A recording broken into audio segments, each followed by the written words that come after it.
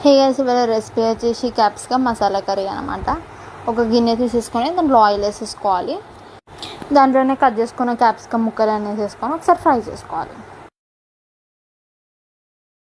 Fry చేసుకున్న తర్వాత కొంచెం బ్రౌన్ కలర్ వచ్చేగానే వేరే ప్లేట్లోకి తీసేసుకోవాలి. నేనైతే ఒక మిక్సీ జార్ తీసేసుకొని ఒక 5 to 6 ఉల్లిగడ్డలు ఒక 3-4 టమాటోస్ తీసేసుకొని బాగా మిక్సీ పట్టుకోవాలి.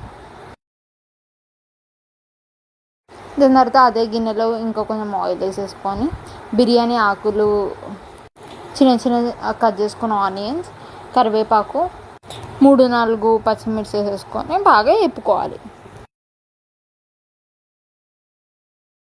దాంట్లోనే ఒక 1 స్పూన్ జింజర్ గార్లిక్ పేస్ట్ వేసేసుకొని వేపుకోవాలి. 1/2 స్పూన్ పసుపు కూడా వేసేసి బాగా వేపుకోవాలి. దాంట్లోనే మనం ఇందక్కడ ఉల్లిగడ్డలు ఇంకా టమాటో పేస్ట్ చేసుకున్న మిశ్రమం అంతా మొత్తం వేసేసి బాగా వేపుకోవాలి. వీడియోలో చూపిస్తున్నట్టు దగ్గర అంతవరకు వేపుకోవాలి.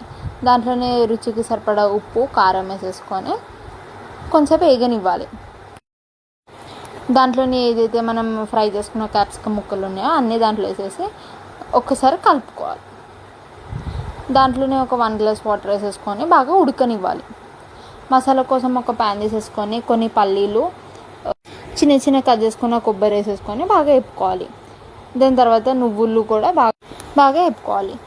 తర్వాత కొన్ని ధనియాలు, జీలకర్ర, పట్టా, లవంగి ఇలా చేసేసి వేపేసుకొని ఏదైతే వేపుకునే మిశ్రమాలు ఉన్నాయో అవంతా మిక్స్ చేసేసి వీడియోలో చూపిస్తున్నట్టుగా ఫైన్ పేస్ట్ అయిపోవాలి. ఆ మిశ్రమాన్ని తీసుకొని వెళ్ళి ఉడుకుతున్న దాంట్లో వేసి బాగా మిక్స్ చేసుకొని ఉడకనివ్వాలి. వీడియోలో చూపిస్తున్నట్టు క్యాప్సికమ్ ముక్కలన్నీ బాగా ఉడికిపోవాలి. ఈ వీడియో కనుక మీకు నచ్చినట్టయితే please like, follow, share and subscribe to my channel.